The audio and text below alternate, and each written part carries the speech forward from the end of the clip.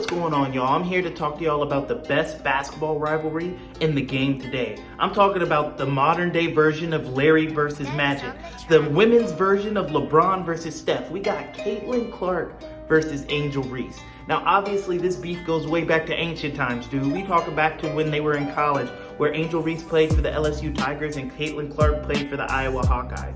Now, in 2023, they matched up in the national championship game in which the Angel Reese and the Tigers took down Caitlin Clark and the Hawkeyes. Angel Reese hit Caitlin Clark with the "you can't see me," kind of trolling her for what she did against Louisville's then star Haley Van Leef, who actually ended up joining the LSU Tigers in 2024. Coincidence? I don't know. Y'all let me know. But then in 2024, Caitlin Clark got her get back in the Elite Eight, where the Hawkeyes took on the LSU Tigers, and Caitlin Clark and the Hawkeyes actually went on to advance, ultimately losing in the national championship game to South Carolina. Now, they are both big megastars in the WNBA today, and their rivalry has been doing absolute numbers for the WNBA. Viewership is through the roof, and in fact, their last matchup, their third matchup, the Chicago Sky versus the Indiana Fever, had the most ratings in 23 years of a WNBA game with 2.3 million viewership. So this rivalry has been great for the sport of the WNBA, but it's a little more complex than just who wants to be better than who. Now, these collegiate phenoms turned WNBA superstars have taken the WNBA to a whole new level. Viewership for the WNBA has been through the roof this year, and that's undoubtedly due to Angel Reese and Caitlin Clark's respective popularity and abilities on the basketball court. Now, like I said, this is the women version of LeBron versus Steph, the modern day Magic and Larry. And while the viewership for the WNBA has been going crazy, there are some things I both like and don't like about this rivalry. So how I'm going to break this down is I'm going to give you the top 2 reasons I both like this rivalry and the top 2 reasons why I kind of dislike what they're doing with this rivalry. Then I'm also going to kind of break down how each of them have been performing in their rookie season and give you who I think has had the more impressive start and should be the leading go-getter for the Rookie of the Year so far between the two. Y'all make sure y'all hit that subscribe button below. First, the thing I like is the viewership. It has gotten more eyes on the WNBA than it ever has before. They played 3 times this season, and each time they have set record-breaking numbers for viewership. Most notably, the third game they just played, the Chicago Sky versus the Indiana Fever, had 2.3 million eyes on that game. That's the most watched WNBA game in 23 years. 23 years! Like, they're doing things that are unprecedented for the sport already as rookies. Now, the Indiana Fever took the first 2 matchups and Chicago Sky took this most recent matchup, but regardless of who won the game, they are definitely pushing the game forward. So I love what they're doing for the viewership of the league. Also, what I love is the competitive nature they're adding to the game. Like, they're talking trash, they're going back and forth. You can see that they both want it. They want to be the best player of this class. They want to be known as the woman that is truly advancing the game. Like, no, neither one of these are the best player in the WNBA, but they're kind of like they're the face. They're the flagships that are pushing forth all the different types of things that the WNBA is capable of, which will lead to paying the players more. As we saw, they're getting more private chartered flights now. Moving the game forward for the WNBA, these two are definitely the flag bearers of that as it stands today. And I love that they're doing that for the game. I love that they're bringing this competitive edge that are having players play harder and really trying to showcase the world what they can do on an every night basis. Not just their teams, but all the teams in the WNBA. So I love what they're doing for the sport. Now, what I don't like about this rivalry, I don't like how they're using these two, Caitlin and Angel, to be symbols to race bait. Like, I understand that one's black, one's white, kind of how I alluded to the Larry and Magic compilation. So it's very easy to try to make them polar opposites and make it seem like if you're white, you're rocking with Caitlin Clark. If you're black, you're rocking with Angel Reese. And again, I'm going to break down who I think is better and who's been having the better season. But it goes both ways. Both of them have both white and black and everything in between fans. I don't like how they're making it so divisive by race as to why they're getting certain media coverage or certain calls or certain this or that. I don't like how they're trying to divide it like that. I think people are attracted to play styles. People are attracted to the way that they play the game, the way they conduct themselves on and off the court, and that's why people support them. I don't like how they're trying to make them 2 polar opposite ends of the spectrum, and everyone has to kind of pick a side based off of some racial tension. I don't like that. I don't think either one of them feel that way about the other, and I don't think that fans should be forced to get into that. I'm not falling into that. I'm a fan of both of them. I think they're both great, unique talents. I think they're both great for the game of basketball, especially to push forth the WNBA. I don't think that they need to be divided in that way just to continue to elevate the rivalry, which is what I'm starting to see the media start to do. Two, I don't like that they're trying to make the rivalry seem like it's past basketball. It's obviously a rivalry. They've been playing and matched up against each other for years. They clearly want to be the best player, not just in the league, but definitely between the two. You can tell just in the way that they play and the energy when they match up that both of them want to be known as the better player, the best player in this class, and that's perfectly fine. But I don't like the media adding extra context that I think isn't there to try to make it seem like these two legitimately hate each other. One, they probably have a lot more in common than like you may think, because really they both are dealing with the extra pressure, the extra criticism, the extra praise for that matter, just being held responsible for kind of uplifting the entire league already in their rookie season at what, 21, 22 years old. So they probably actually have a lot of things as far as basketball related in common.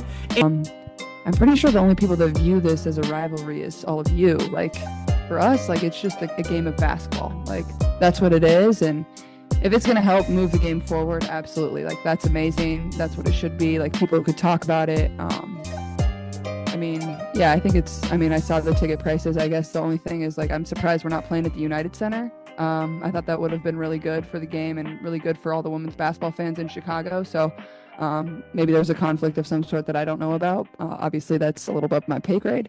But we're excited, one game at a time. You kind of got to wipe this and learn from it. And, we travel tonight and get there and practice, and it's a prep, and then you're playing the next day at 4 p.m. So, like I said, if that's what's going to help the game move forward, absolutely. I think so many people are watching women's basketball right now. It all started from the national championship game, and I've been dealing with this for 2 years now. And understanding, negative things have probably been said about me, but honestly, I'll take that because look where women's basketball is. People are talking about women's basketball, but you never would think that we'd be talking about women's basketball. People are pulling up to games. We got celebrities coming to games, sold out arenas, just because of one single game.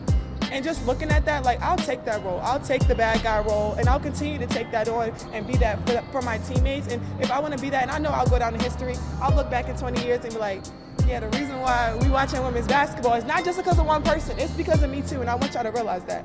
And they probably don't interact too often. They're obviously asked about one another quite a bit because, like I said, they're always going to be tied together now. The rivalry has started. It's gone back to college. It's what's going to feed generations. It's honestly what's going to push forth the popularity of the overall WNBA. So they're going to lean into the rivalry, which I think that they should. But this added extra context, making it seem like they legit don't like each other on a personal level, when in fact they probably don't have that much personal interaction with each other at all. I don't feel like that's necessary to continue to advance the game. We never did that with LeBron and Steph. We never made it seem like they personally didn't like each other. We just pit them as faces of the league, as faces of two great teams against each other, and let it blossom. Same thing with Magic Johnson and Larry Bird. I don't think we have to actually add any extra context of how they may feel about each other personally when we don't know that they dislike each other at all. I don't like that narrative that's being pushed onto them.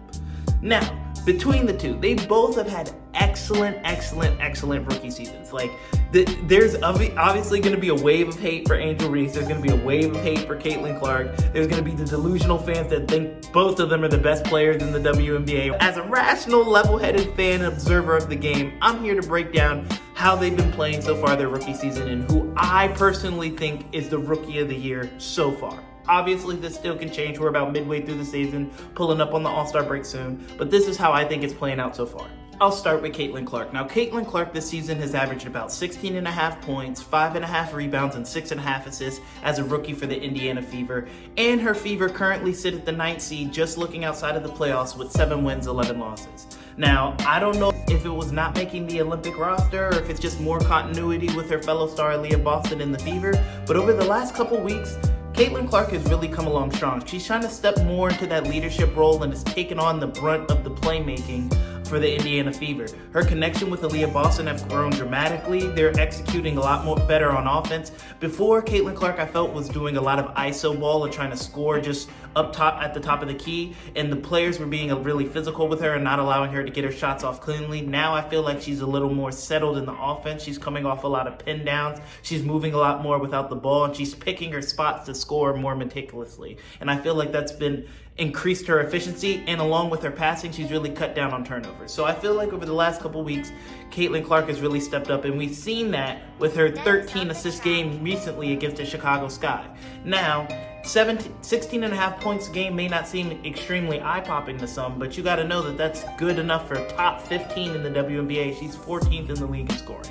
She's been playing solid. Now, some people may have been expecting her to be averaging more points, shooting from distance with more regularity. She is good for 35% from the three-point line, but only 40% overall from the field this season, which does leave a bit to be desired. So that's about where Caitlin Clark's sitting so far her rookie season. As for Angel Reese, she's averaging 13 points per game, 11 rebounds, nearly 2 steals, and is also shooting around 40% from the field. Her Chicago Sky is actually the 8th seed, right above the Indiana Fever, with 6 wins and 9 losses. Now, Caitlin Clark and Angel Reese have very different play styles. And Caitlin Clark predominantly has the ball in her hand and is responsible for creating the offense along with scoring from the perimeter. Angel Reese, on the other hand, is more for rebounding and defense and can score in the low post with more effectively. She hasn't yet to make a 3 so far this season. Now, the way they've both been playing has been productive for their teams, and they both have been successful in their roles. I personally, if I had to give the Rookie of the Year to someone so far this season, I would give it to Angel Reese by a slight nod. Obviously, her team so far has the better record, even though they have played a few less games than the Indiana Fever, but they are currently in the playoff picture. Winning does matter. And Angel Reese has really, I feel like, exceeded expectations. Caitlin Clark, I won't say has completely been underwhelming, but I do believe that she hasn't played as well as people have expected. I feel like Angel Reese has played better than people expected. She has a rookie record with 8 straight double-doubles, and most recently in her comeback win against the Indiana Fever, she had a 25-16 game, the first game of 25 points and 15 rebounds in the WNBA since A'ja Wilson did it back in 2018. So she's been playing out of her mind recently. 8 straight double-doubles is a WNBA rookie record. She's been playing exceedingly well, and her team has been winning more consistently. Now, Caitlin Clark did just get off of a 4-game winning streak before losing to the Chicago Sky. And while 4 games may not seem absolutely crazy, it is the longest winning streak that the Indiana Fever have had in 9 seasons. So to say she's turning around the team, it can definitely be said.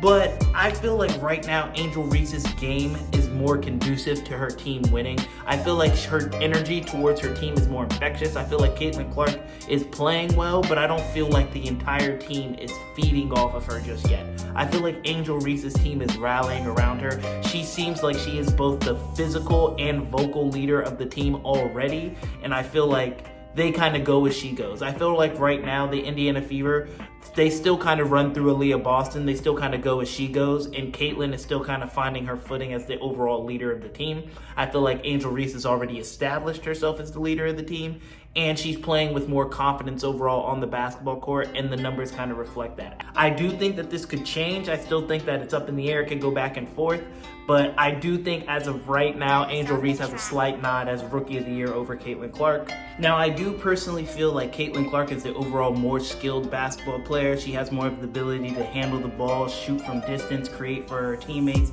I feel like she has overall more skill than Angel Reese does on the offensive end. And I just feel like I prefer Caitlin Clark's play style personally. I like off the dribble type moves. I like deep threes. I like people who can make nice no-look passes. I like the way she plays the game a little bit more than Angel Reese, but that doesn't mean that Angel Reese isn't effective in her role on the basketball court. I mean, she's an elite rebounder. She's second in the league in rebounding behind only A'ja Wilson already as a rookie, and she's a dominant post player on the offensive end. But y'all let me know what you think of this rivalry. You let me know who you think should be Rookie of the Year. Which one of these players are more the reason why you decide to watch the WNBA? Which one's your favorite? Which one do you think's better?